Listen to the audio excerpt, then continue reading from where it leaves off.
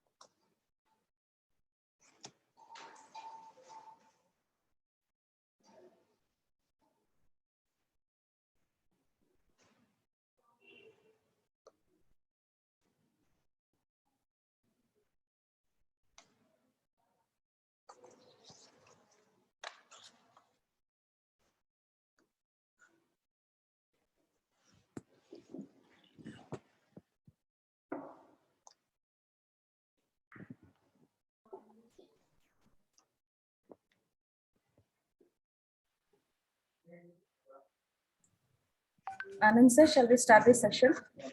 Yeah, ma'am.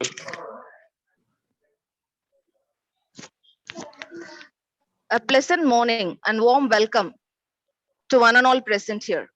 Coming together is the beginning. Keeping together is progress. Working together is success. Yes, we are here together for the inauguration, followed by first session of 1 week virtual faculty development program on essential dimensions of high quality research. It is on the occasions like this we get the opportunity to test our knowledge and understanding. On behalf of ET Institute of Arts and Science, we welcome you all to this faculty development program. The essence of great leadership is influence and not authority. We celebrate your leadership and you keep on influencing us. Now, I call upon Dr. K.R. Anand, the head of the department, to welcome the gathering. Respected Secretary, sir, Principal, sir, Administrative Officer, sir, of VET Institute of Arts and Science College, Tyndall, Erode, the most beloved Chief Guest, our Dr. Guru, sir, of University of Mysore, and the heads of various departments of our college, my lovable department colleagues, and the participants of various college faculties and the scholars of this FTP, a warm good morning to all. First, I should thank our management for giving the permission to conduct this tremendous program on all positive way. In this juncture, I wholeheartedly welcome our today's inaugural session, our chief guest, to deliver this FDP platform on the research activity as in the topic of research and documentation. Being well faith on us of VET IAS, I thank all the participants for giving your response on the day we posted the poster on registering for this program. By this, I can promise that all the session will guide your research activity and your work in well-being. God bless you all to do your research work in well manner. Thanks a lot for all the well-beings in this session. Thanks once again. Thank you, sir. I'm Dr. D. Karthika, Associate Professor from the Department of Computer Science, VET Arts College for Women. Sorry. It is my tremendous honor to introduce our resource person for today's session. Dr. D.S. Guru. He is currently a professor at Department of Studies in Computer Science, University of Mysore. Chairman, Admission Reformation Committee, University of Mysore. Director, Directorate of Distance Education, University of Mysore. He is also a Director, Internal Quality Assurance Cell, University of Mysore. He has always been an inspiring personality right from the beginning of his career. He have pursued his BSc in 1991, MSc in 1993 from the University of Mysore and holds rank positions at both levels. He have pursued his PhD at 2000 from the University of Mysore. He also added a postdoctoral work at PRIP Lab, Michigan State University, USA. He has been a live example for many youngsters today who prepare themselves for the future. He is recognized with many awards like Fellow of Boys Cast Department of Science and Technology, Gout of India of the Year 2005, recipient of the first ARP Award under Engineering Sciences, VGST, Department of Science and Technology, Government of Karnataka from the year 2010, recognized as Best Ethical Teacher at Higher Education by Rotary Mysore for the year 2011. His research contributions are as follows. He has successfully guided 16 and currently pursuing six PhD scholars have been pursuing under him, his guidance. He has published 80 plus journals and 280 plus conference papers. Right now, he has the H index of 22. He has been the reviewer of many journals, including IEEE Transactions and Elsevier Science. He have edited 5 books, 2 issues of International Journals of Machine Intelligence, 3 issues of Springer, LNNS, and LNEE, and authored 3 textbooks. He is a leader who shows the path for building researchers. He has also the professional recognition from the university. He served the University of Mysore and several other universities at various capacities. He has visited and delivered lectures in USA, China, Russia, and France. He also been the visionary. He is the founder, trustee of Maharaja Education Trust, Mysore. He has established various institutions in and around Mysore, including engineering colleges, MIT Mysore, MIT Tandavapura, etc. He is also a social reformer. He is the founder at the Seva Samiti at his village, organizing several personality development programs for school children and medical checkup camps for villages, and actively involved in cultural development programs. Sir, we are very happy and privileged to have you as a guest for this session. Sir, please let us have the privilege to listen into your keynote address, which would be the highlight of today's program. Over to you, sir. Thank you. Thank you, Dr. Karthika, for your nice introductory words on me. Am I audible? Yes, sir, you're audible. Okay, the slide is visible. Yes, sir, slide is visible. Okay, so I really feel a great pleasure today to witness inaugurating FDP program for the benefit of faculty members, especially on research and its process. I really feel happy that this institution has thought of organizing this type of events for the benefit of faculty members who are really interested in carrying out the research and pursuing their PhDs. And if pursued already PhD, then how best they can continue supervising and bringing up good projects from sponsoring agencies and so on. I'm indeed feel that I'm honored for having given me an invitation to address you all on the day number 1, on the first day itself, as a keynote speaker.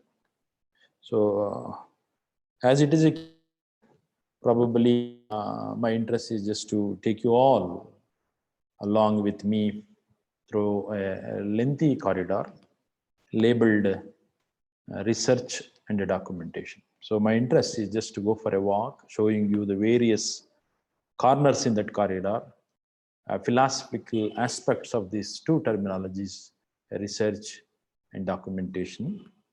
And I would, I would not leave you in any of the corners of this research and documentation to spend considerable time. However, my interest is just to touch upon issues related to the process called research and a person called researcher, and qualitative attributes of these two entities called research and a researcher, and subsequently move on to the style of documentation, types of documents that we generally come across while pursuing research, and so on.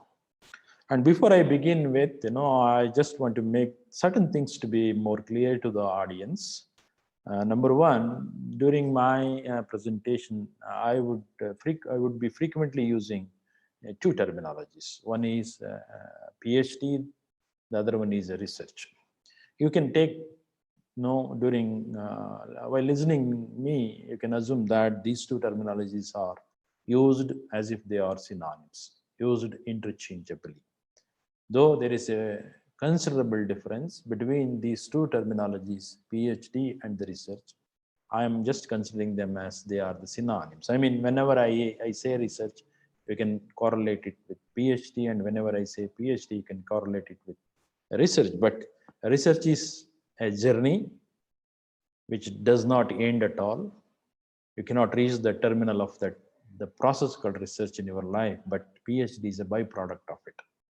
I mean, it is one of the fruits of a big tree, right? So, but in my lecture for about 80 to 90 minutes, you can interchangeably consider them as if they are the synonyms. That's number one. Number two, the slides which I just have prepared to present in front of you are the slides which I just thought of all levels of personalities. So, I mean, there could be a couple of people who are already with PhD degree, like Dr. Karthika, and wants to pursue postdoctoral activities. Or there could be certain people who are all completed postdoctoral activity also, but started supervising PhDs.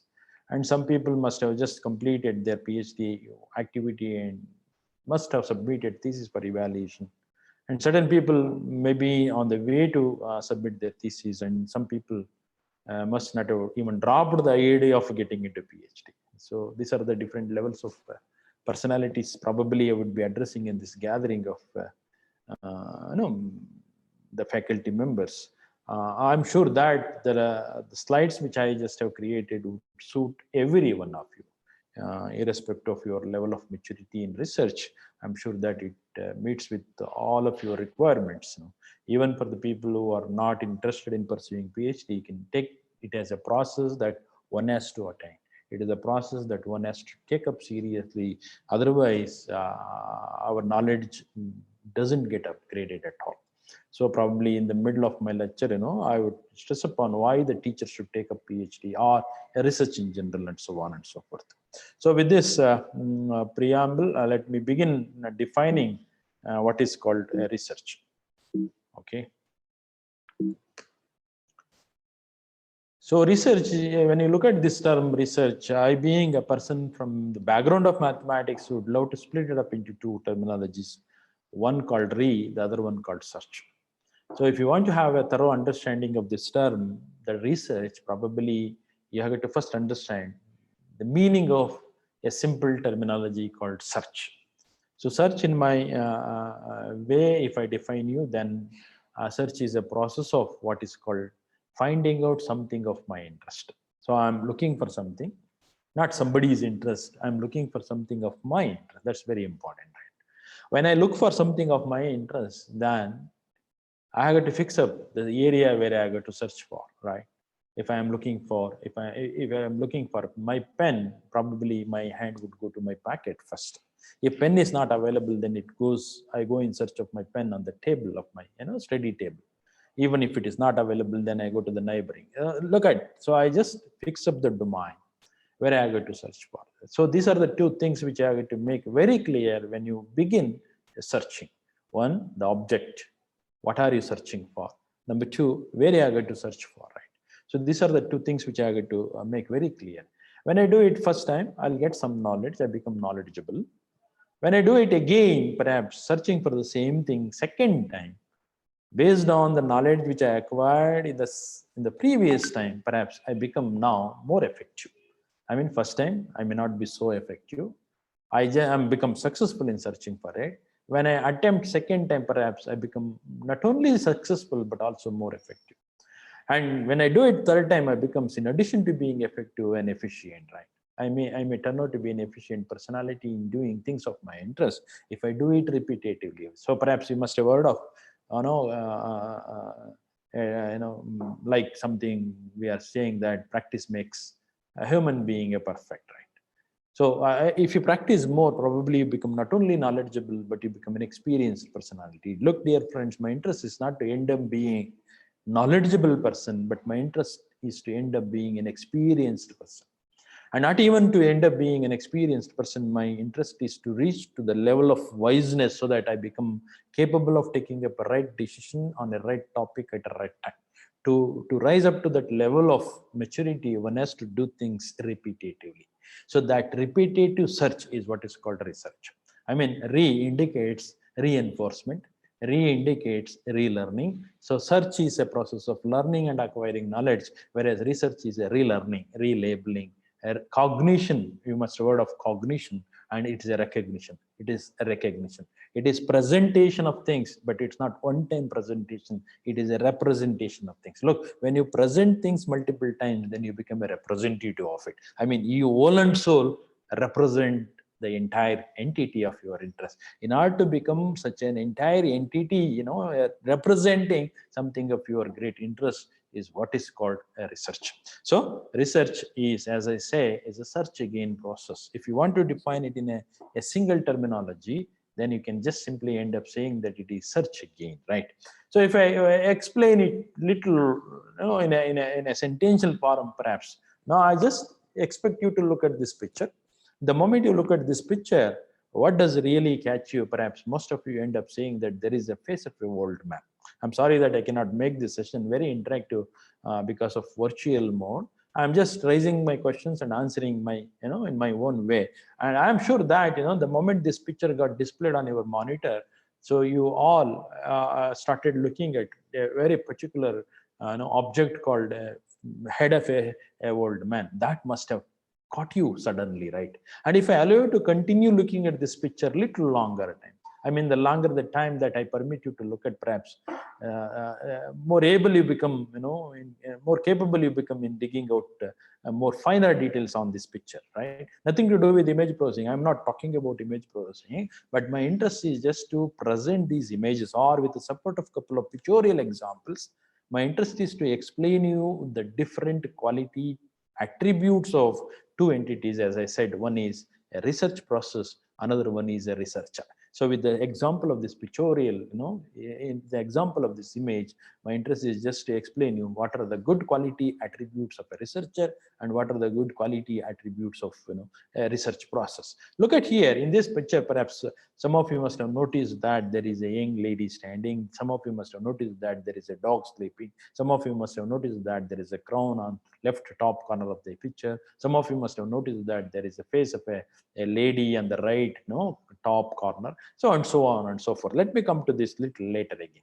Now, the moment you look at this picture, what does really catch you? Which component of this picture really catch you? Then probably you would end up answering that there is a couple, old couple, right? There is a old couple, right? So then I may have a different questions for you, but if I allow you to look at it for another 1 minute, perhaps you may look at the different corners of it and try to extract some more important or significant component of this image. So if you look at this picture, what does it really catch you? Perhaps some of you would say that there is a old lady, the face of the old lady. And some of you, if you seriously look at it with a focused attention, perhaps you may also see that there is a face of a young kid. There is a face of a young kid. So let me go back to the first image, and then let me help you the following, like, cut off this and then display it adjacent to it in a relatively magnified version.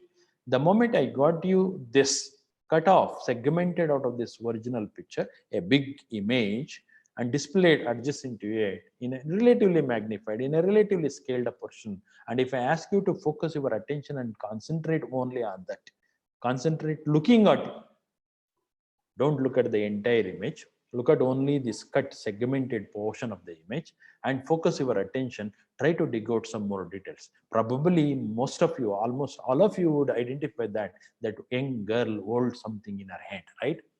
Perhaps some of you must not have noticed the moment I got you this image displayed earlier, right? So only you must have seen that young girl standing, but you must not have looked at that, something that she holds in her hand. So probably now you are capable of finding out even such a finer level details. What has really made you so capable of even to locate such a finer, small entity, small, component in that picture? That is because that is displayed separately and it is segmented out of the entire. That's what you have to do in your PhD or in your research. Number one, if you are a student of electrical engineering, or if you are a student of computer science, or if you are a student of physics, you cannot take up a PhD in the entire physics. You have to branch it out. You have to selectively choose a branch of it and a topic within the branch. That's what this entire picture could be, the physics, and what you have taken out and put aside to in a relatively magnified, that's what is called a branch of physics, could be quantum physics, right? So you have to look at that only as focus your attention on a specific topic, which is a subset of the entire field of your interest. And the moment you focus your attention and then try to dig out, then you will have an opportunity to find something which others are not seeing. Ultimate job of a researcher is to look for an opportunity so that he can see something which is unseen, something which is not yet seen by others. So then my question could be the following. If you look at this young lady standing and holding something, what is supposed to be in her hand? Then I'm sure that most of you would end up saying that it is a baby, right? It is a baby. So it may be our child, then you would say that. Instead of that, let me narrate the following story to you people. I would rather say that, I have been seeing this young girl for the last 15 years, last 20 years, and she has come from such a poor family background. Even she finds it very difficult to have lunch, a food for the dinner, and so on. She is from such a poor family background, and her responsibility every day is to take the sheep all along to the field and take care of the sheep till evening and bringing them back. While bringing them back, she is supposed to carry the grass on her head, and let's assume that she is on the way her back home. She's on her way back home, and my question is, what is supposed to be in her hand? Then, having heard of this small story that she is going back home in the evening, and what she is having on her head is the grass. What you see in the background, it could be the grass. Then probably because she's coming from her field to the home after taking care of sheep, and what she has perhaps could be the baby sheep. I mean, could be the lamb. You would say that. So then you don't consider that what she holds in her hand is her kid. You would consider that it could be the lamb. On the other end, if I just twist the story and tell you that, look, she got married just 18 months back, and she is standing in her in front of her hut, and what you see in the background is nothing but the roof of the hut made up of grass, and now she is simply standing in front of her hut, and she got married 18 months back. Then your decision would go to, or would be saying that what she holds is the baby, right? Is a baby. A girl could be baby boy, but it is her child. You would say that. What makes you to give different labels for that item? Because the narrated story, the background. So look at, dear friend, this is what is expected out of coursework. Before you enroll for your PhD, or before you register your name for PhD, every university and every institution today has realized that the student should have a strong background of knowledge. So based on this narrated story, background story, you can properly describe, or you can properly label what you got out of your experimentation. If you conduct your experimentation and you come out with a result, so labeling it properly, understanding that result requires some certain background knowledge. And to pick up such background knowledge, today coursework is made mandatory. Look at dears, PhD or a research is not a process of generating results. Research is not a process of generating result. However, it is a process of reasoning out the result. If you do something, something will come out always. There is always a result for some process. Whether that result is acceptable or not, that you have to reason out. And that process of reasoning out the generated result is what is called research. So here, so if you could cut it off, if you could segment and display it aside, and then if you allow, if you can look at from a magnified, a scaled up version. I mean, in order to do so, I used my own segmentation tool. I used my own, procedure to follow it up. And it's not that you have to make two things. What is the object that you are searching for? What is the scope where you are going to search for? In addition to that, you have got to make very clear about what is the process to be adopted, procedure to be adopted, and tool to be used to accomplish your research. Look at, there are now four things to be made very clear the moment you started your PhD. In addition to those two which I explained, other two are what is the procedure to be followed up during your PhD, during your research, and what tool you are supposed to make use of in order to accomplish it. So then, if I continue explaining on this picture, perhaps I can spend about 3 to 4 hours, but because I am limited with only 80 to 90 minutes, let me quickly pass through it. Now, some of you must not have seen, or some of you must have observed this old man standing. This old man standing. So when I had interacted with a couple of my students here with a question that why is this old man is uncomfortable in standing, and some of my PhD students say that that man is old, that's why he's uncomfortable, right? Then I had put them a question: do you think that he is standing as comfortable as me? Then they said, no, sir, he being old, how can he be? How can he be? How can he be? Look at here. The moment they said, he being old, how can he be as comfortable as you, sir? Then I understand that they classified me as a young person. I'm just putting it as a funny example. I'm putting it as a very joke, example. But look at the way in which I'm presenting it.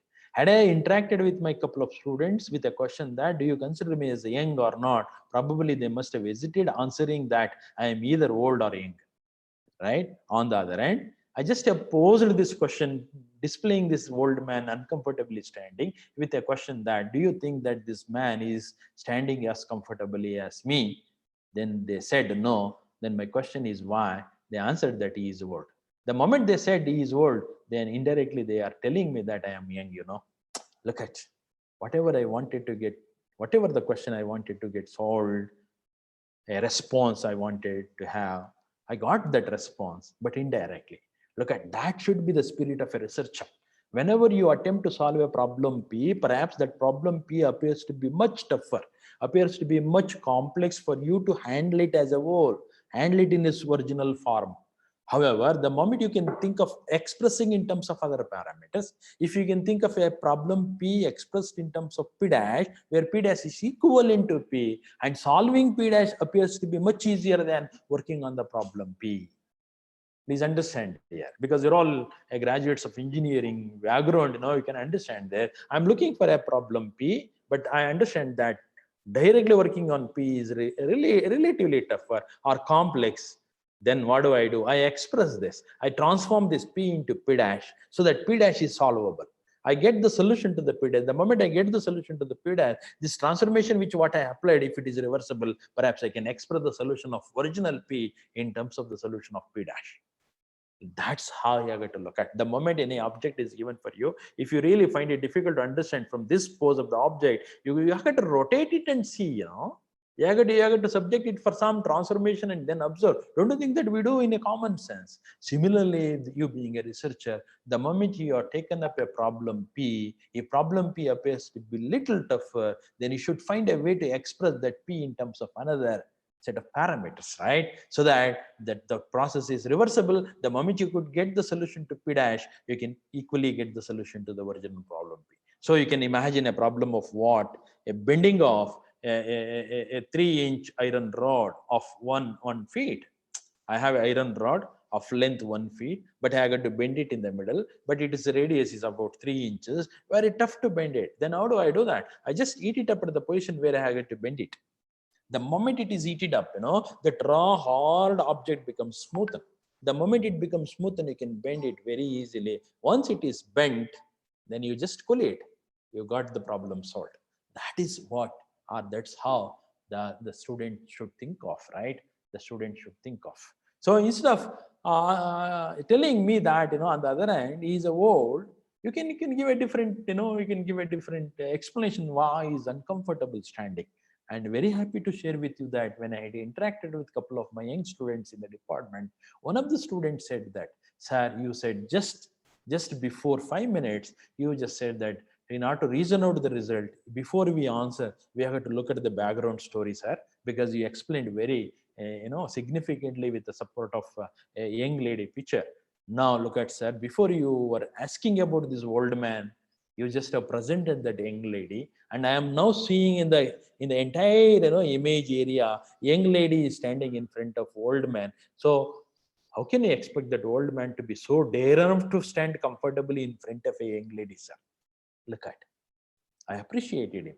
I mean, he wanted to say that I have just taken your previous explanation as a background to answer your question, sir. And your question is, how is this old man is uncomfortable? Why is uncomfortable? Then my answer is this, sir. Can you expect, even I being young, really scared of standing comfortably well in front of a young girl? Now, how can you expect that old man to be comfortably standing, sir? Look, I appreciated it. Why? That is what is called unconventional way of thinking. You should not think the way in which others are thinking. Please let me underline. A researcher should have an ability to think unconventional, something unusual, something untraditional, right? Something non-classical. You have to think. You should be a problem creator. I don't like if somebody is good at problem solving. I want any researcher initially be a problem creator. Whoever is a problem creator can become a problem solver later. But you have to think, you have to diversify your thinking. Look, that student who answered this question, I really appreciated him because he has an ability to diversify his thinking in a different style, right? Look, a very important quality which I really appreciate in a good researcher is that the ability to diversify his thinking. So diversification of thought is supposed to be one of the greatest or good attribute of a great researcher. So there could be a phase in the image, there could be This is another interesting, perhaps I have to narrate, within another 2 to 3 minutes. What do you see here? Perhaps it appears to be a dog sleeping on the road. Dog sleeping on the road. On the other hand, if I just tell you the following, look, dear friends, I could capture this picture when I was in United States of America. When I went to United States of America, I could capture this picture. Then if I put you a question, what is the probability that you can see a dog on the street in USA? Then you must have heard of USA, you must have visited USA, right? Probably in USA, in United States of America, not even cows are allowed to move along, move in a street. Then how can you expect dog being comfortably sleeping there, right? Then you would say that the probability that it is a dog, if this picture is taken from America, then you would say that it is 0. On the other hand, if I tell you that, look, yesterday I had been to Chennai, I had been to Madurai, then this picture was captured in Madurai yesterday. Then if I ask you, what is the probability of the dog is sleeping on the road, then you would ask me a question, sir, why only one dog? I expected many more dogs. See that the scenery is same, but in one example, I say that the scenery is captured when I was in the United States of America, and the other one I am saying that when I am in one of the cities in India, then you would say that this unexpected, this is expected, and multiple dogs. The reason is that you are not taking up a decision based on the picture that you are looking at. You are taking up a decision based on the parameters of the source of the data. Where is the data from, right? Suppose I just collect water in front of you. Water is coming through a tap. I am collecting with the support of a cup, a glass material. I just collect it and then serve you with a spoon, one spoon for every one of you. Then what do you do? Because I collected that water in front of you, with the support of a tap, then you just clean your hand. The moment I give you a drop of water, you clean your hand. On the other hand, instead of collecting it in front of you, if I bring it from my home, telling you that I just have got it from Tirupati, then the way in which you respect it is totally different, right? Look at, what really matters is not the drop of the water I am giving you. It is the source of the water, right? Where is that from? So most of the times, we, the Indian researchers, do not take into account the parameter of the source of the data. Every sensor is producing the data. So the moment the data is collected, we work on data only without taking into account the parameters of the source of the data. We don't look at the sensor, the parameters of the sensor, but we just analyze the data captured. Unfortunate. Sometimes a better labeling, better understanding, better interpretation, better justification can be made if you have knowledge of source of data. So it's not only the source of the data, sometimes you have to look at contextual data, right? So what do you mean by contextual data? Most of the times we find it very difficult to read our own handwriting, right? I written yesterday, but when I attempt to read my handwriting today, I just try to, I see there is a spelling mistake. In spite of mistakes in the spelling, I'm capable of understanding it because I look at the other words coming all along. When I look at the left word and the right word based on the first and previous and the next word, I try to predict what is supposed to be this word and then correct the spelling of it. And that is what is called contextual data. That is what is called association of data. So sometimes your interpretation is supposed to be on this object, but when you look at this object alone, you may not be able to get the full details of this object, full knowledge of this object. Sometimes you have to look at another, what objects are coming all along, right? So if I move on a corridor here, if I move on a street in my campus of Manasa Gangotri, along with my research scholars, then whoever looks at me considers me as a supervisor, considers me as a teacher. If I move in front of a railway station, whoever sees me considers me as a passenger. If some same person sees me, myself, laying down on a bed in a hospital and myself is treated to be a passenger. If somebody sees me, myself, patient. If somebody sees me walking in front of my, along with my children, then he considers me as a parent. If somebody sees me, myself, walking along with my mother, he considers me as a son, right? Look, myself is same, my qualification is same, my weight is same, my all parameters of mine is same. But once I appeared in front of a college, once I was seen in front of a railway station, once I am seen inside a hospital, once I am seen along with my mother, along with my kid, etc. The context with which I am available refers me a different label. But myself is same. Everything is same, no change in it. Look at, if you want to give a better label, Don't look at only the data, the primary. You have to look at the data which is also secondary.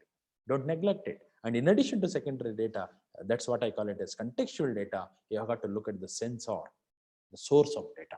So with this pictorial example, I just wanted to touch upon these interesting parameters of both the process called research and the researcher, the entity, right? So look at, there are a couple of more phases. Still I have my own way of interpreting them because of only restricted time to 80 minutes. Let me just pass through the next. I already said, you are seeing a old couple. My question is, do you think that this old couple love each other or hate each other? That's my hypothesis. What is my hypothesis? One, so it appears that this old couple hate each other. Then I got to justify it. If you work out the hypothesis, let me underline the term called hypothesis, right? What is that hypothesis? Is only a guess towards a solution. I mean, my question is that, do you think that these people love each other or hate each other? Then you just work out a hypothesis looking at this picture. So it appears that this old man is trying to hug her and she is holding his shoulder. Oh, probably they love each other. I mean, you try to guess towards the solution. But while making guess towards the solution, make use of your background of knowledge, make use of your academic knowledge. Without making use of that academic knowledge, if you work for this, then I say it is a random guess. Look, hypothesis is a guess towards solution, but that guess is supposed to be driven with the support of knowledge, academic knowledge. I mean, such an educated guess is what is called an hypothesis. Any research for that matter has to begin with an hypothesization. So that hypothesization involves background of study, what background you have come from, what are your objectives, where you are going to do for, what is the environmental parameters, all should be taken into consideration and then work towards the solution, guess towards the solution. That in education, that kind of educated guess is what is called hypothesis. Hypothesize it. What is the hypothesizes? I hypothesize that, this old lady appears to be very angry against this old man. That's my hypothesis. Then I got to prove it. It's not that I got to declare. In order to declare that, I got to give a justification. When you attempt to give a justification, see that the evidence that you quote is very strong.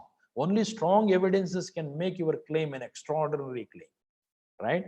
So any extraordinary claim requires an extraordinary support evidences. Then if I want to prove that the old lady is unhappy about this old boy or a old man, then I show that, look at here is a picture of a young girl, and in his ear, he carries somebody's photo, not this old lady photo. So when somebody carries somebody's young lady photo, how can I expect this old lady be happy about this old man? Obviously, she is unhappy. That's why she is looking at it, staring at him, right? She is simply looking at him with an angry face. I mean, whatever you want to claim, evidences, you're not supposed to bring it from outside.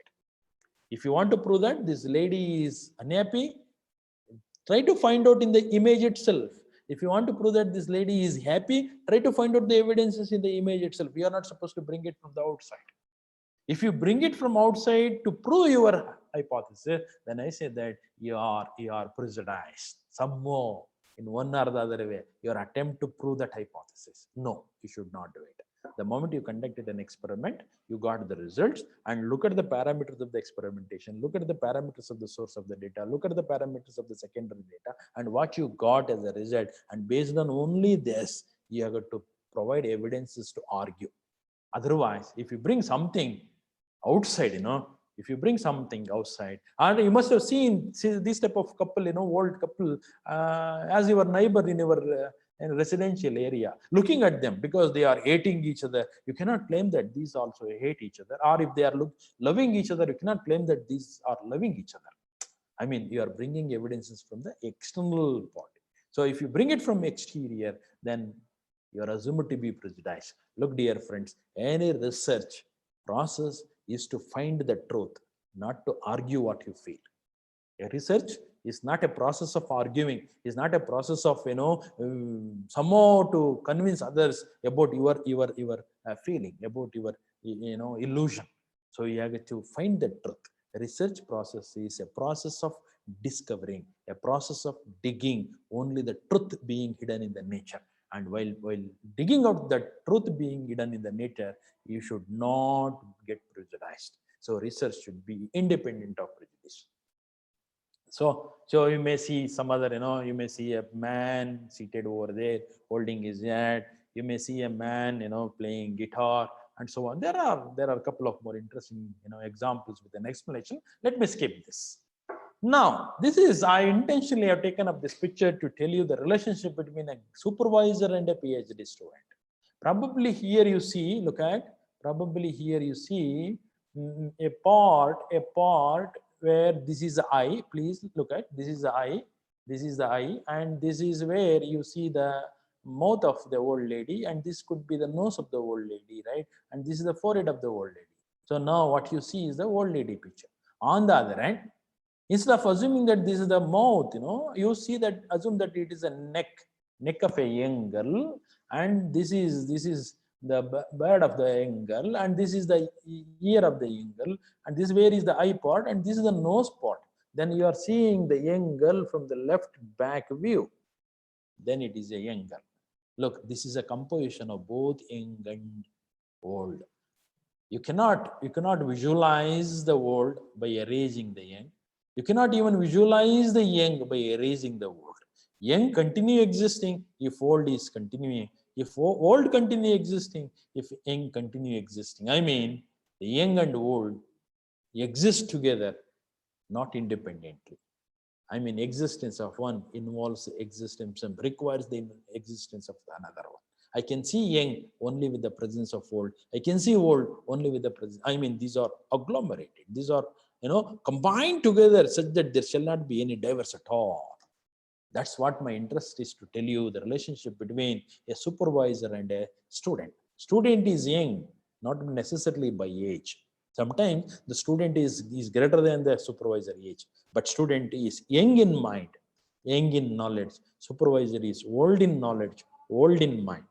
So this world talks about the experience. This world talks about the responsibility, but this young talks about the dynamic nature, talks about the energy. So this energetic person who can think, diversify in different style, who can work hard, has to work along with the supervisor who is matured enough and who has got a great responsibility. And youngs are supposed to commit mistakes, and these being matured, responsible, has to correct it. And this relationship should be such an integrated relationship so that there shall not be any diverse at all. So this picture I have intentionally taken up to tell you this is how the relationship between a student and a PhD supervisor for a success or tremendous PhDs, right? So with this, if I just sum up the things which I have touched upon so far, then I would love to display in two different columns. One in the left side, which are the components of a research process, and the right side, which are the great attributes of a good researcher. So diversification of thought, and researchers should have a focused mind. So should have a background knowledge, very strong background knowledge, and should be very patient. In my experience, if I tell you, PhD, P in PhD is referring patience. You should have a great patience.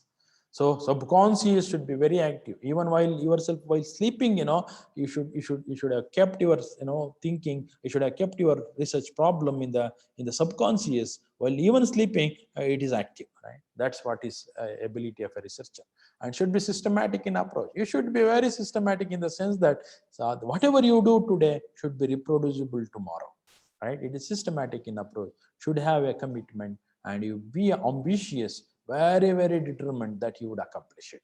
So these are the 8 attributes that I really love to see in any good researcher. On the other hand, as I said, once you start your research, first you have to fix up the scope and objective of your study, and while these two are fixed up, then fix up what is called tool and procedure you have to define.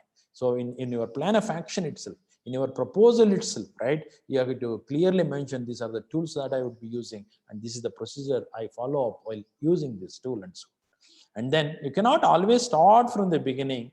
You have to assume certain level and then start working towards. And hypothesis is, as I said, is an educated guess, not a random guess. It is an educated guess. And contextual data and source of data are equally as important as primary data, right? So these are the couple of things I just have narrated so far, and let me move on now. So with this explanation for the roughly for the last 30 to 40 minutes you heard of me. While hearing me, my question is very simple, very active for the last 40 minutes or passive for the last 40 minutes. And most of the times I just have got the response stating that we were active, sir, we were listening you. You are not only listening me, you are just curiously looking at me, curiously listening me, and you're also thinking in parallel. Unfortunate that because of this virtual mode, so we just have requested all of you to mute your mic. Had I requested all of you to unmute and talk, perhaps majority of you or all of you must have given response in different ways for most of my questions, right? I mean, you actively participated in not only listening but understanding, not only understanding, also feeling like responding, right? So that is what is called a research. I mean, perhaps while listening me, you must have looked at this research terminology. You must have got something in your mind, defining in your own style. But while listening me, you must have understood, oh, research could also be defined in this way and so on. So what I just have spoken out so far for the last roughly 40 minutes, a different perception through which I try to understand the terminology called research. I mean, I just had a new way of understanding what is called this research. And that is what is an active process of inquiry.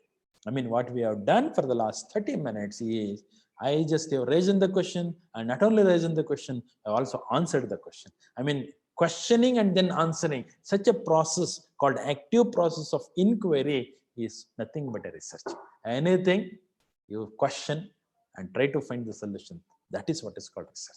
In a simple terminology, it is search again. If you want to expand it to a single sentence, then you can say that it is an active process of inquiry, right? So it is being an active process of inquiry, expect it to be systematic. I said systematic means should be reproducible. And in case if you are asked to reconduct the experiment, should be able to conduct the experiment and come out with the same result. And diligent in the sense that by the end of your research, you should feel proud about yourself. That is what is called diligent. I mean, after stopping my lecture, if I recollect the way in which I just have delivered my lecture on the research and documentation, if I feel happy that, oh, somehow I could do justice to my delivery of my lecture, then I say that my lecturing was diligent, otherwise not diligent. By the end of your PhD or by the end of your research process, you must feel that process was diligent. That is what is more important. So it is an active process of inquiry, meeting with two conditions. One is called systematic, another one is called diligent. So this may aim at any active process of inquiry, may aim at discovery, may aim at interpretation, may at revising fact. Discovery is a process of finding out something which is hidden. It's not that you are creating a new thing. It is hidden. It is not visible. It is closed, not disclosed. You are disclosing it, right? So Columbus discovered, right? You must have heard of. Columbus discovered, you must have heard of. Okay. So that is discovering means that an object is hidden this side, nobody has seen. Only this object is visible for the other community, but not for the people who are living this side. Then what do? With a great effort, I am trying to disclose it so that object becomes visible for this community also. That is what is called a good researcher. So discovery type of the research could be of discovery type. Interpretation, what I have been doing for the last 40 minutes, I am trying to interpret the term called research in different perception. Similarly, here you can think of taking up the same quoted result and give it a different interpretation. It suits another set of people. It suits different domain, right? That's what is called interpretation. Revising fact is actually the best way of conducting research. Is collect the facts. Fact is something which is true forever, right? Collect something which is true forever. Collect something which is true forever and try to integrate them, analyze them, study them collectively. I mean, study them individually and then study them collectively and try to discover the knowledge. When you do so, then I say that you just have discovered not only what something, but you also have created a knowledge base. I mean, by the end of your research process should uplift the knowledge base of your literature. If you are doing research in physics, you should uplift the literature of physics. If you're doing it in computer science, it should uplift the literature of computer science. Otherwise, it is an application of computer science. Sometimes I have seen people working on medical images, taking up pictures from medical sciences and applying existing tools and algorithms of computer science and getting that problem solved for medical doctor, not for computer scientist. Then I said, it is a PhD in medical science, not for computer science, because it no way has uplifted the knowledge base of computer science, right? So whatever the literature you are talking about, you should be able to increase certain level knowledge of that literature. Then you should be dare enough to claim that had I not done my PhD, perhaps this would have missed in the literature of my area of interest. If you could rise up to that level, then I say that you really have done your PhD, and that is what is a revising fact. I have intentionally and carefully avoided using the term called invention, because I don't believe in invention. Everything is in the form of another, right? Is it transformed, right? Nothing like creating something new. If you create something new, then I say that there was existing, but in different style, you just have made it up, right? So that's why I just have used a revising fact, collect the facts, revise it towards a better version. And while doing so, you may create something which is not available right now. Earlier, it was available in a different style, in a different format, but now you made it in a concrete way. So that's what I call it. I mean, in case of a revising fact, sometimes you may come out with a surprising result, unexpected result. Okay, you wanted to prove x equal to y, but finally you end up not proving x equal to y. You may end up proving a equal to b. That's happens. Unexpected, unusual things may also occur in case of a revising factor, right? Surprising results can be generated. That's what is called revising factor, right? So basically, research can be categorized into two types, fundamentally into two types. One is the one which is responsible for greater knowledge, which we generally call it as basic research or pure research or fundamental research. These are all synonyms. A basic research, what Newton did. Newton had seen an apple falling down. No, you heard of that story, but he questioned himself, right? He was not happy seeing that, but he questioned himself why it is falling down, right? Then went on answering it. Look at it.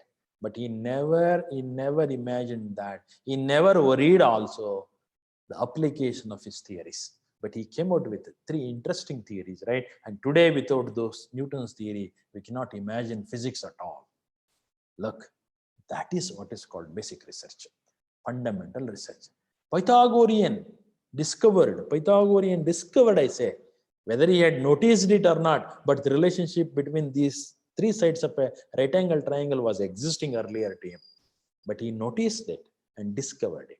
So what is that? His discovery? His discovery is that the square of the hypotenuse is equal to the sum of the squares of the remaining two of the right angle triangle. Look, that is a fundamental.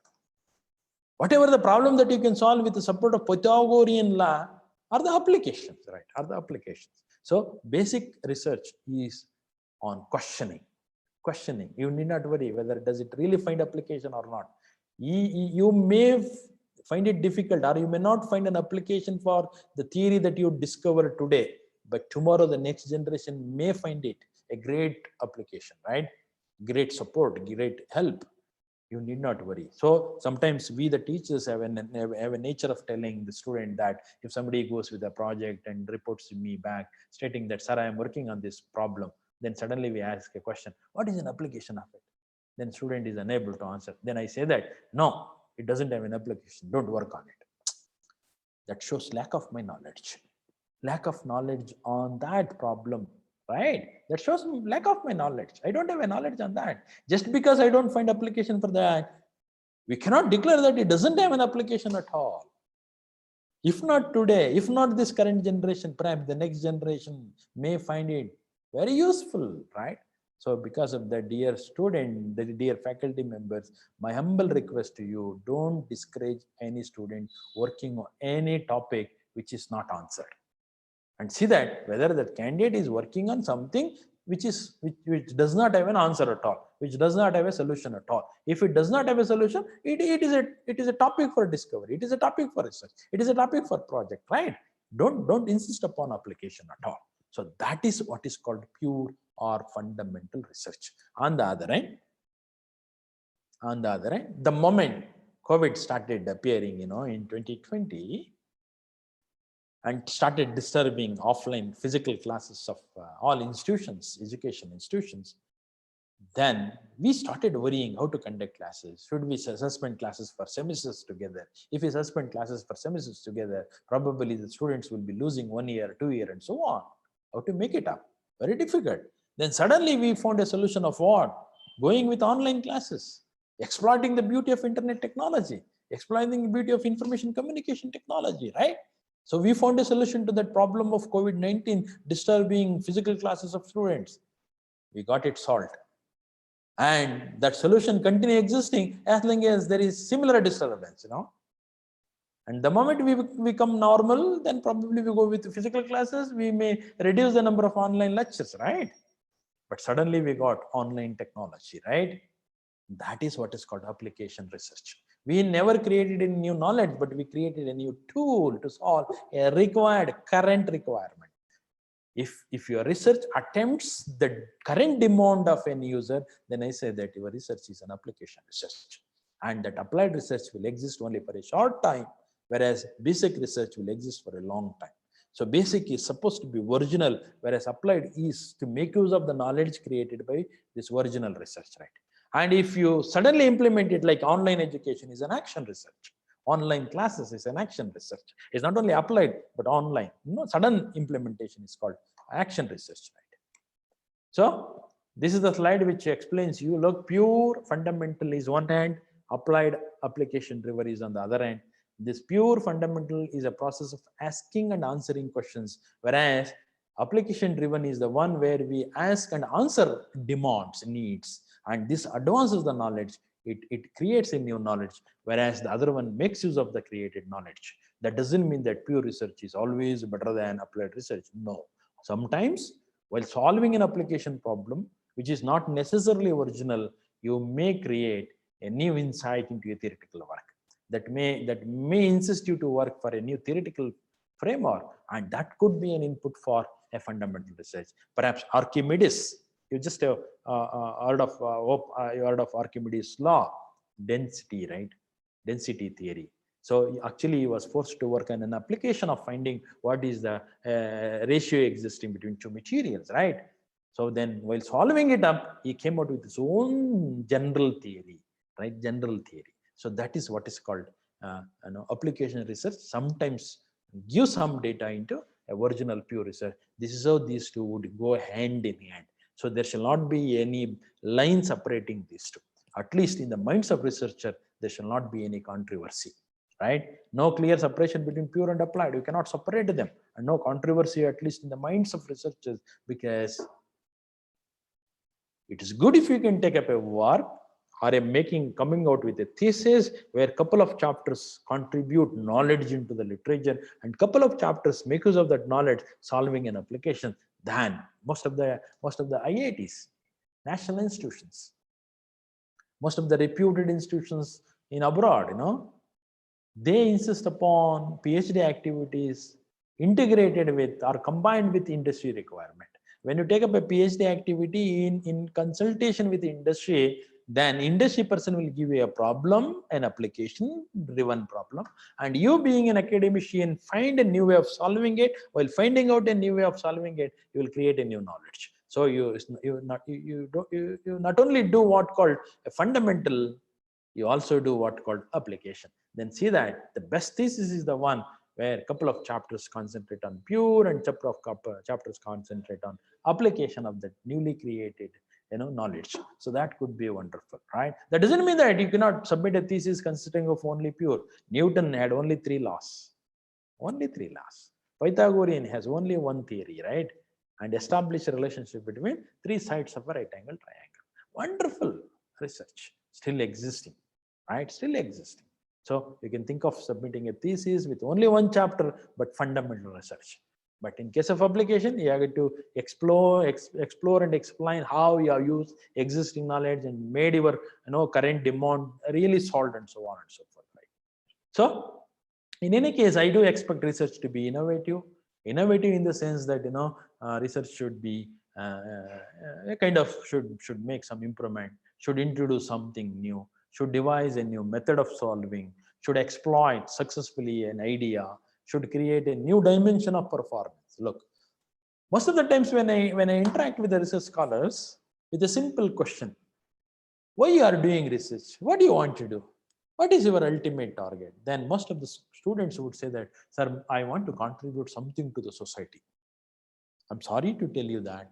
Don't ever say that you want to contribute something to the society just because of your PhD, just because of your research. Of course, ultimate target is to contribute something to the betterment of the society. But initially, see that your research contributes to your personality.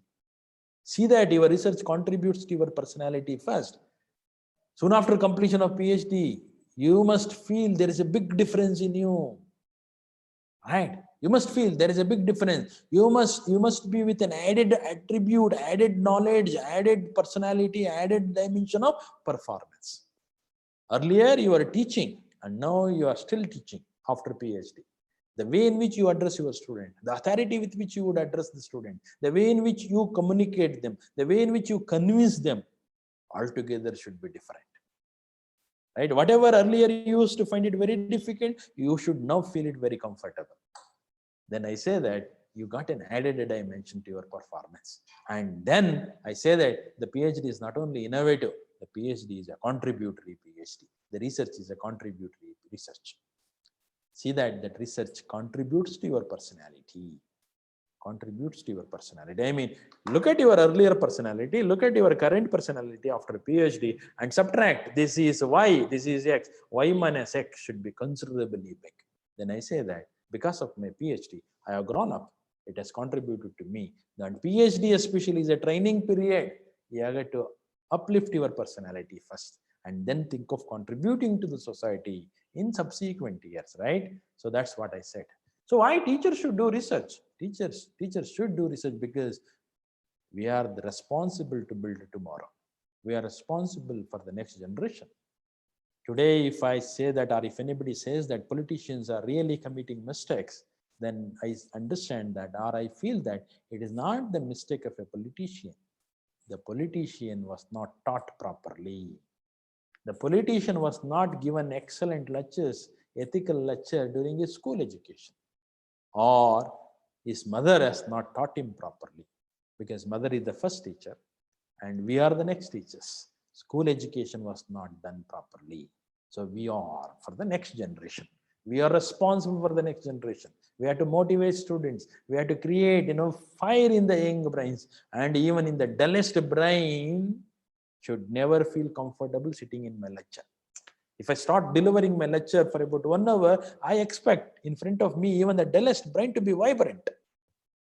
To reach up to that level of maturity in delivering goods to the pupils, I should not be 1 semester ahead of my student.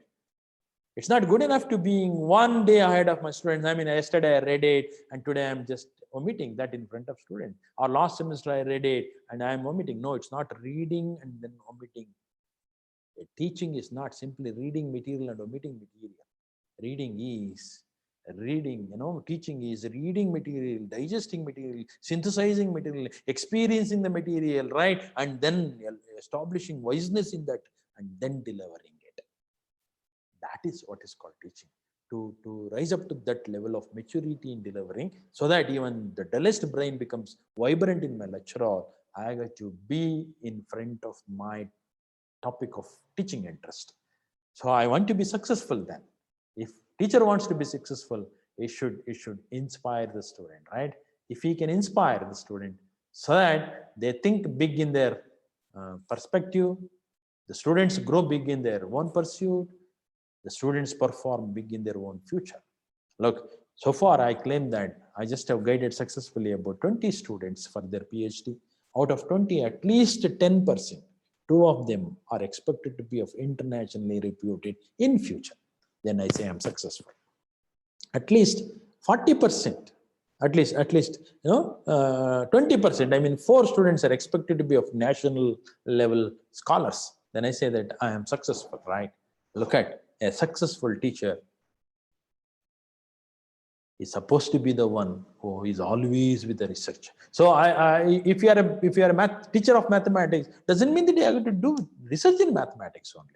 You can take up some other topics of your interest. You can do classroom research, you know. You study the student's behavior. You can do research in psychology of students. If you're addressing undergraduate, if you're addressing postgraduate, if you're addressing school education, you know, school student, you can do psychology, you know, PhD or research on psychology of students.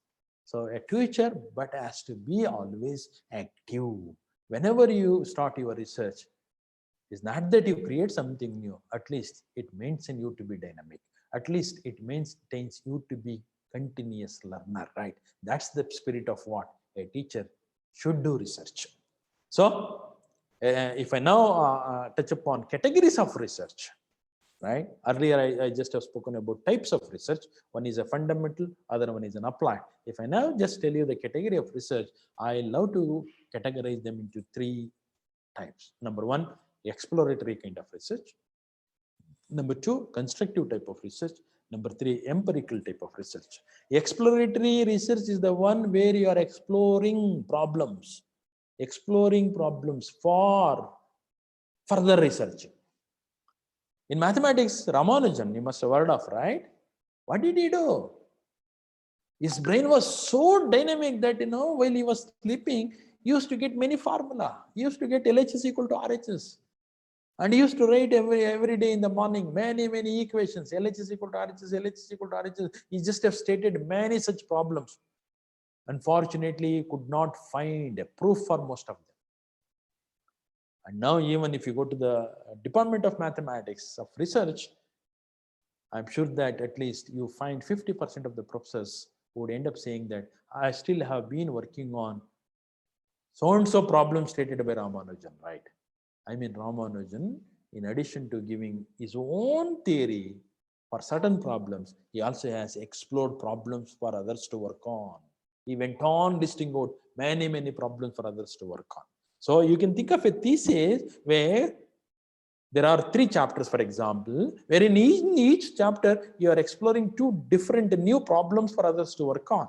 And it's not good enough to just state the problem to be solved. You have to specify.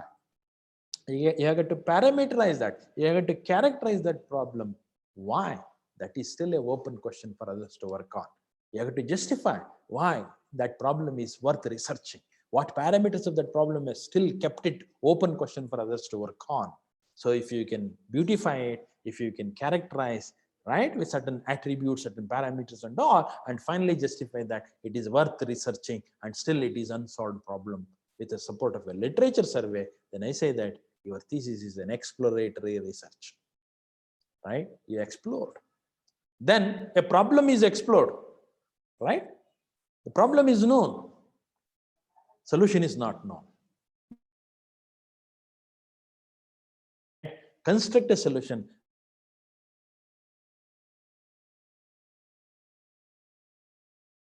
Research, right? Once solution is also known, theoretically it is well solved. So explore the problem, and then solution is also developed, but now it is not taken into practical. Then take into a practical, see that it is deployed in real-time applications. The moment you get it deployed in real-time application, then I say that you are into testing the feasibility of the solution in real-time application. And such a kind of research is what's called empirical. Look, you can take up either exploratory alone or constructive alone or empirical alone, or you can take any 2 of these or all the 3 of these. Probably you heard of C.V. Raman, you know, the great Indian scientist who could grab Nobel Prize for Science and who happened to be the first Nobel Prize winner for science, right? Especially from non-whiteist side, you know? Especially from Asian continent, right? Asian continent. So he is the first Nobel Prize winner for science. What did he do? He had done all the 3. He explored a problem. He just have thought of a new problem and he constructed a solution to it. Not only that, he also demonstrated it. I mean, he has done all the 3 categories, you know, exploratory, constructive, and empirical. That's one can also take up all the 3, 2 of the. So only one, that's also good. You can come out with exploratory thesis consisting of 8, 10 problems for others to work on. Then if thesis has 10 problems, there are subsequently 10 different scholars referring your thesis, citing your thesis. That's a wonderful contribution, right? Okay, so besides these three categories, you can also label the research as a field research, as a lab research. C.V. Raman, though he has done all these three categories of research, but his research was a laboratory research. And some people who write, literatures, who come out with the new poems, who come out with the new storybooks, what they do? They do library research, right? They do library research. I mean, they spend maximum time. I mean, based on the physical location where the researcher spends maximum time during the process called research, you can also label research as a field research, research as a classroom research as a library research, and so on and so forth. Right? So, dear friends, at this time, I think I take up an opportunity to tell you that don't ever say that any problem is completely solved.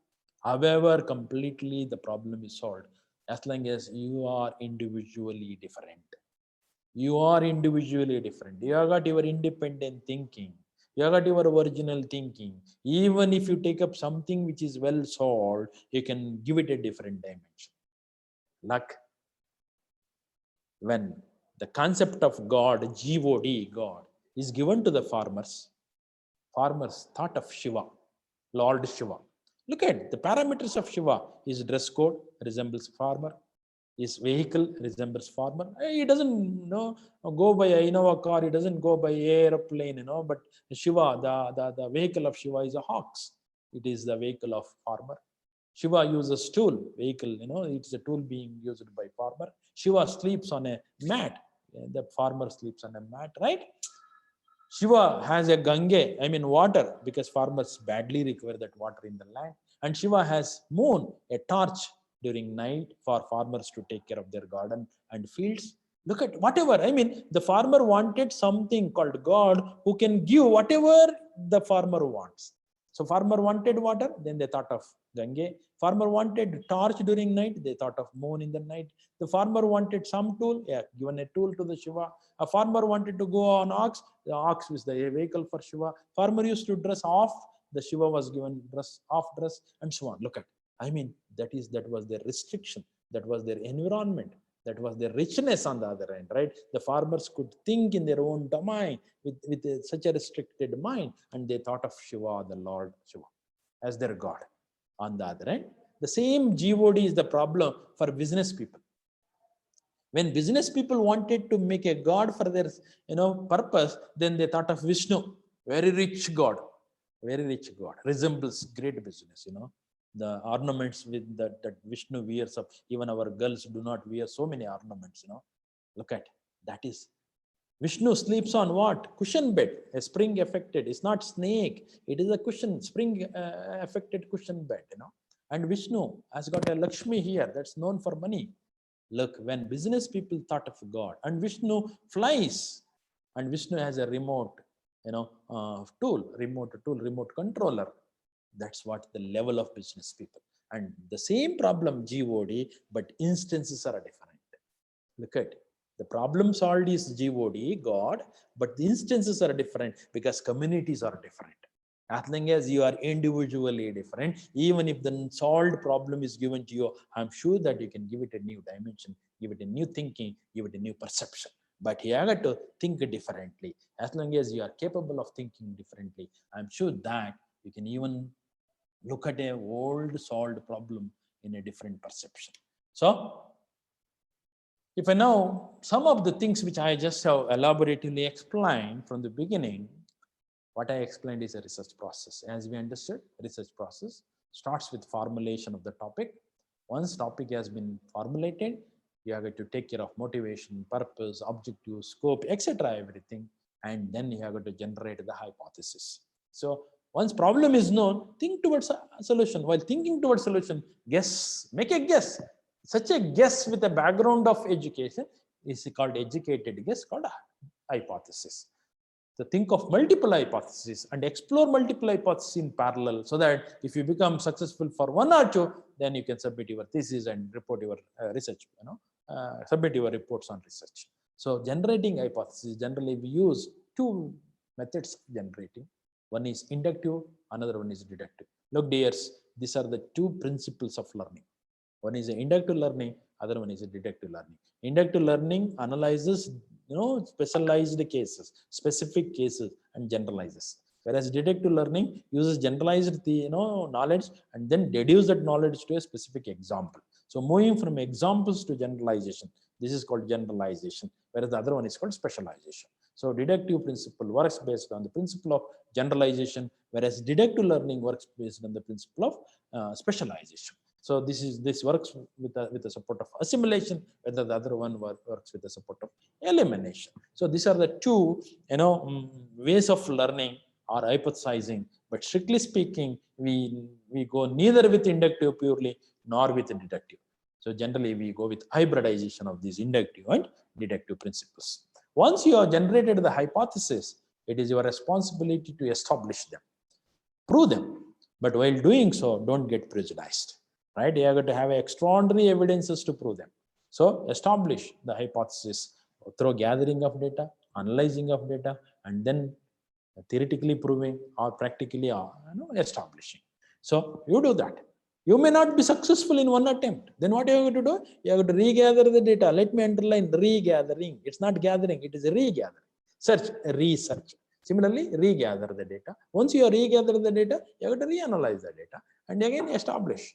Try to establish. If failed, come back, regather. Oh, look at here is a loop. Here is a loop. Loop at what? At the level of establishing hypothesis. This loop repeats. You are searching for proof. It is repeated search. Gathering, regathering, establishment. Gathering, regathering, re-establishment, etc. However you do it, finally you come out with what? Exhaustive data collection. No more data can be added up. Everything is done. No way you can analyze it again. Exhaustive analysis is done. In spite of it, there is a failure. You could not prove the hypothesis. Then probably the statement of hypothesis itself is wrong. Come back to hypothesis level. Regenerate the hypothesis. Regenerate the hypothesis. Please understand. Regenerate. Re is more important. Again, come back. Do. Again, go back. Regenerate. Come in. There are two loops. One is an outer loop. Another one is an inner loop. So this inner loop is at the establishment of hypothesis. Outer loop is at the generation of hypothesis.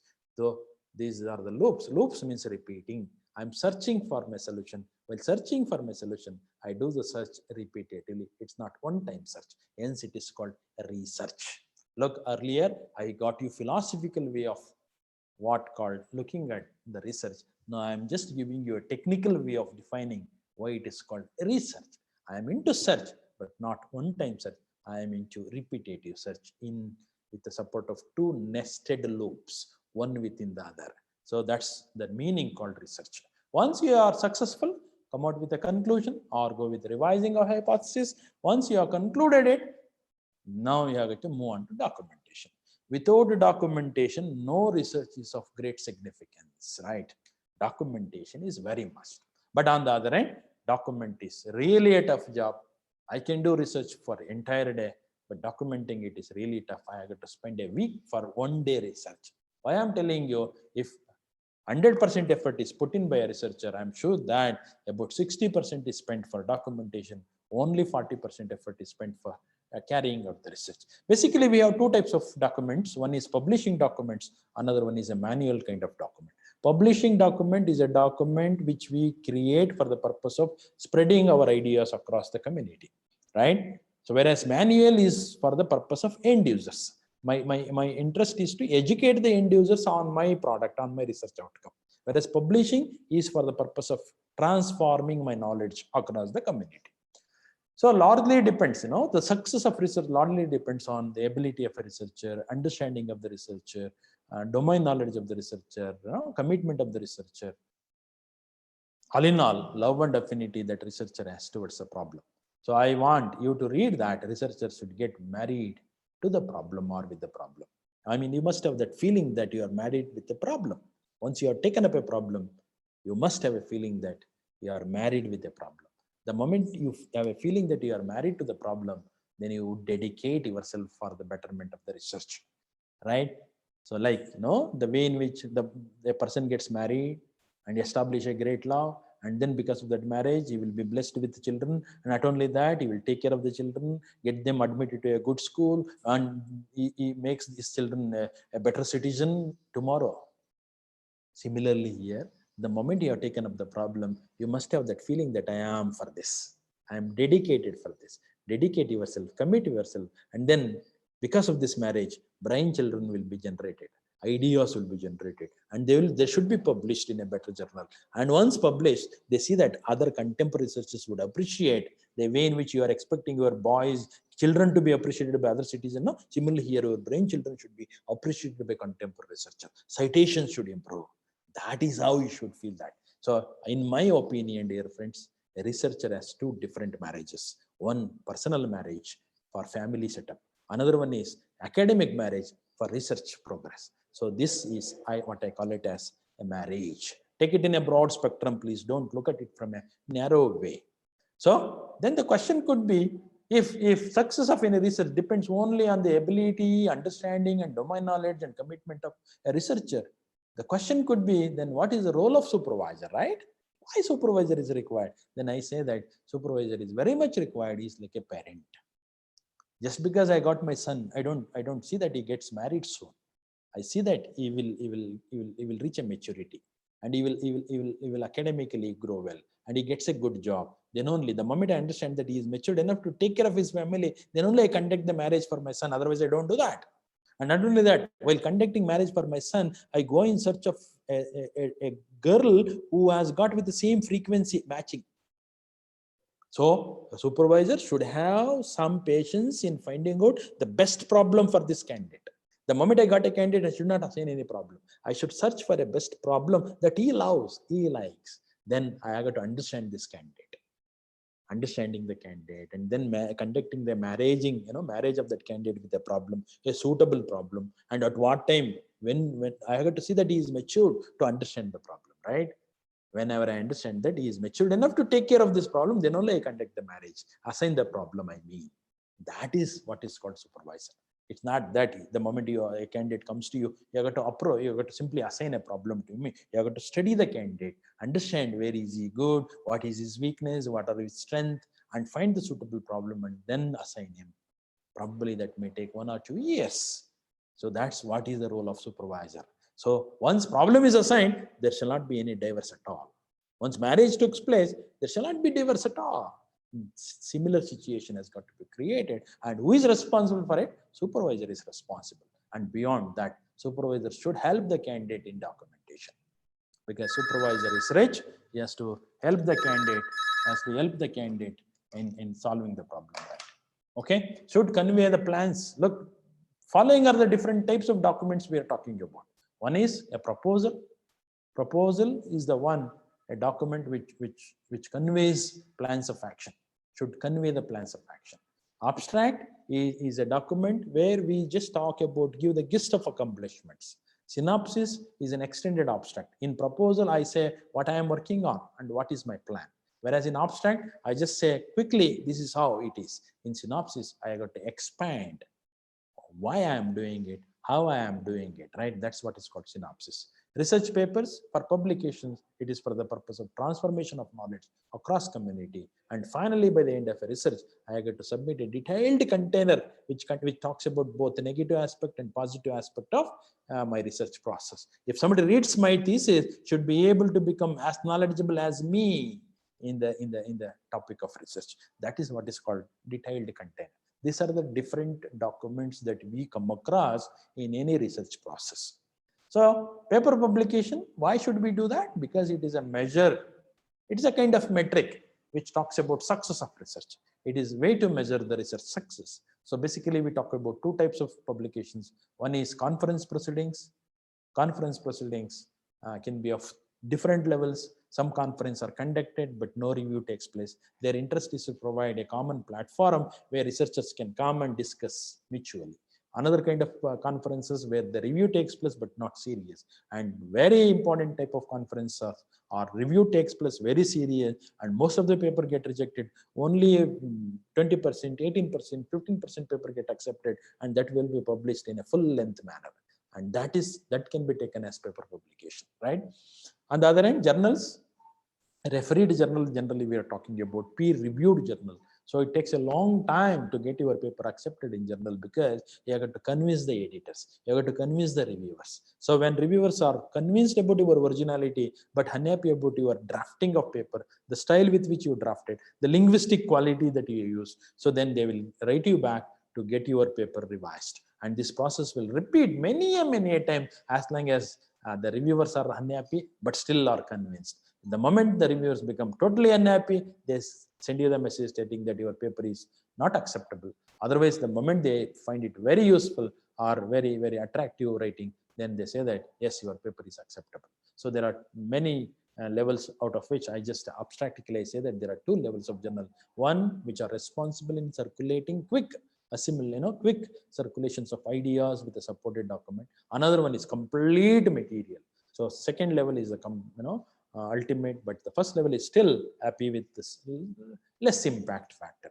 So number of publication talk about quantity, but not necessarily a quality. If somebody has published more number of papers, perhaps quantity wise he must have done well, but not necessarily quality wise. If somebody has done only one or two publications, but where it has been published, who are the publishers, which journal it is published, that talks about the quality of paper, right? Quality of research. So anyway, paper publication decides, it works like a metric to decide the success of research, both quantity wise and as well as quality wise.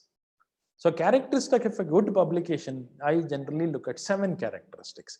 One is novelty, originality. The other one is the literature scope, a reference to prior work. I mean the clarity of presentation, how you have narrated your story technically, and how did you evaluate, what data you considered, how big is that, how many experiments you conducted, on what sample size you worked on it. So validation, and then what is the impact of your research. Now I'm not talking about impact factor of your publication. What is the impact of your research outcome on others? Is it limited impact or a more impact, and so on and so forth. If I publish your work, how much does it disturb others? That is what is called impact of your work. If this impact is high and novelty is high, I'm sure that the reviewer will never reject suddenly, will give you a scope to revise your work just to improve the clarity of presentation, right?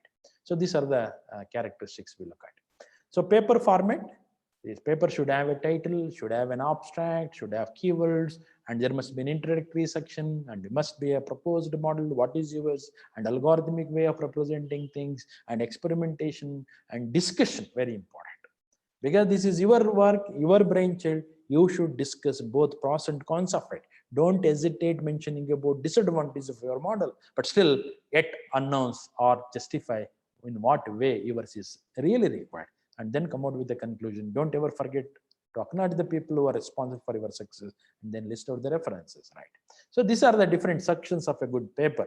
Every paper should have that, but discussion part should be well written for its quick access. So thesis writing, as I said, is like a paper only, but collection of multiple papers together into multiple chapters. So there must be introductory chapter, could be one or many. So literature coverage, everything should come under introduction. And then contributory chapters are the chapters which are created by you as a new knowledge. And comparative analysis, comparing multiple models across others and your best model across literature available best model, your worst model across, against other literature available models, and what is your future work. Do exploratory a kind of job here in future work, and then present your complete system if you have come out with a product. Otherwise you can omit it, and then conclude. Conclusion is not something that you have written in introduction but put it in a past tense.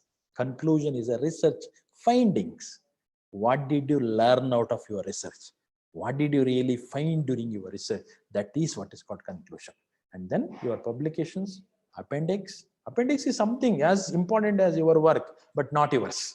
Okay. So for a reader to understand your thesis, the content of your thesis, the reader is expected to get familiar with something.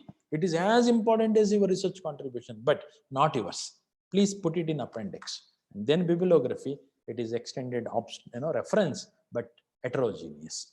So this is explanation about this, different things which I just have touched upon. Now, if I just say how difficult the documentation is, I would love to read it as the part that is good in the thesis is not original. I mean, I have just drafted my thesis and submitted, appeared for Viva, got my PhD. After 1 year, I read the thesis. When I read the thesis, I must have a feeling that the part that is good in the thesis is not mine. The part that is mine in the thesis is not good to read now. Because whatever which is not mine, I borrowed it from others and in a refined way. So linguistically looks good. Whereas whatever which is original, it was first drafted. I wrote it. So it is not good because after 1 year, I reached some level of maturity. I laugh at it. I must feel it. Everybody should feel it the moment you read your thesis after 2 years of your submission. After 10 years, if you read it, you will definitely laugh at the content that you wrote. That shows you were involved in writing the thesis, otherwise not, you are involved. Okay, so then look at it as an example. Some paper was communicated from the authors to the editor. Editor writes back to the author, and after accepting the paper, the editor writes like this, after review of the new manuscript, editor writes, Dr. Smith is the author of a paper. Dr. Smith, we are happy to accept your superbly written paper for publication. So editor says that your paper is acceptable, superbly written. But however, I just could not help adding, tell me who wrote it for you. Look at editor as a confusion because he has read many of his paper written by Smith, but now he finds something good in it. And the editor writes to the Smith stating that, please tell me who helped you in writing this paper, superbly written paper. Then Dr. Smith answers, I'm so happy that you found my paper acceptable, dear editor, but tell me who read it for you. Look at this conversation is always there because Smith is not in a position to accept it. Smith says that editor must not have read properly my earlier paper. I used to write with a similar standard. Or this time you are not read. Somebody must have given you the comment. Please tell me who read it for you. Look, there is always a confusion in documentation because the participating co-researchers vary from paper to paper. But ultimate job of a documentation is to somehow minimize this degree of confusion in understanding. Without even explanation, the moment I read it, entire knowledge that you have got should be transformed to my mind through this document. Then I say it is a pakka documentation. There shall not be plus epsilon, there shall not be minus epsilon. Then I say that there is no confusion at all. Ultimate job of documentation is to, in transforming knowledge from a person to a person through this document, the documentation is a process of transforming knowledge from one to another with considerably no or little confusion. Ultimate job is to reduce the degree of confusion, right? So with this, if I sum up my lecture, I say that we started from research, perception of on different way of perceiving the terminology called research, types of research, fundamental and applied, the importance which I narrated throughout my lecture, the importance of research, 3 types of categories of research, for exploratory, constructive, and empirical, and besides field research, laboratory research, library research, and entire process made up of 2 loops, inner loop and outer loop at hypothesis generation and hypothesis establishment, and role of researchers and supervisors and documentation in the last part of my presentation. With this, if I just present you again what is called research, I would most of the times love to say, especially for the youngsters, look, RE, SEA, RCH, all characters have been expanded here, RE, SEA, RCH, reading a lot for establishing scientific and engineering aptitude to have a good personal rapport, or for reading. You have to read a lot. Like donkey eats paper, a researcher reads paper. Donkey eats into stomach, researcher reads into mind. That's the difference.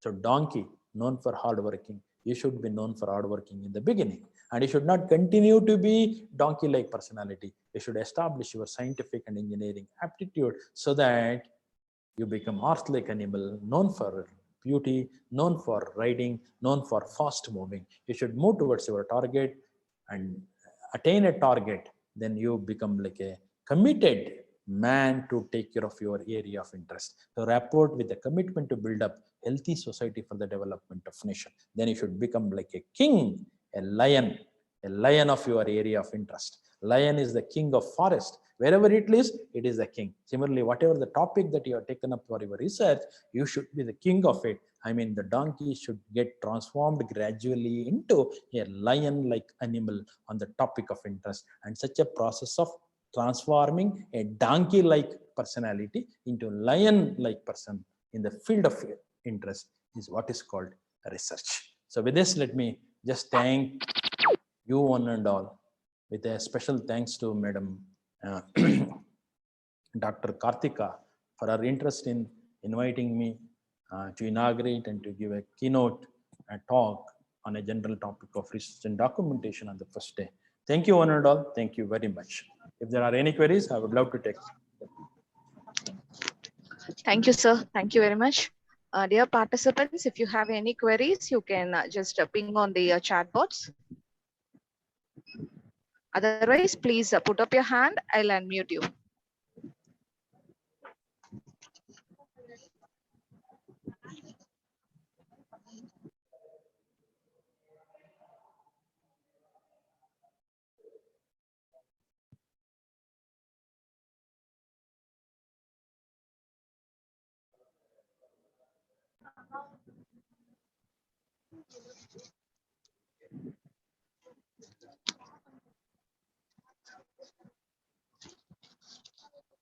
Sir, shall we conclude, sir?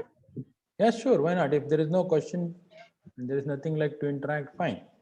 Okay. Thank you all the participants for your feedback. Good afternoon all. On behalf of organizing team, it's my privilege to propose a vote of thanks for the first day of FDP on essential dimensions of high quality research. My heart filled with a lot of gratitude and respect for our distinguished guest speaker, Dr. D.S. Guru, for not only sparing his valuable time for us to grace the session, but also for enlightening us with his commendable talk on the subject. Sir, I'm still wondering about the session. No one other than you could be able to present the research more lively. The session has witnessed all the areas of research. Really, we are highly obliged. I thank all the distinguished invitees present here, accepting our invitation. Thank you, one and all. Once again, thank you, sir. Thank you very much. Thanks for the invitation. Thank you, sir. Dear participants, we are sharing the feedback link in the chat box. Kindly fill the feedback. Thank you all. Thank you so much, sir. Thank you for joining us. Shall I leave it? Yes, sir. Thank you so much, sir. Thank you. Thank you.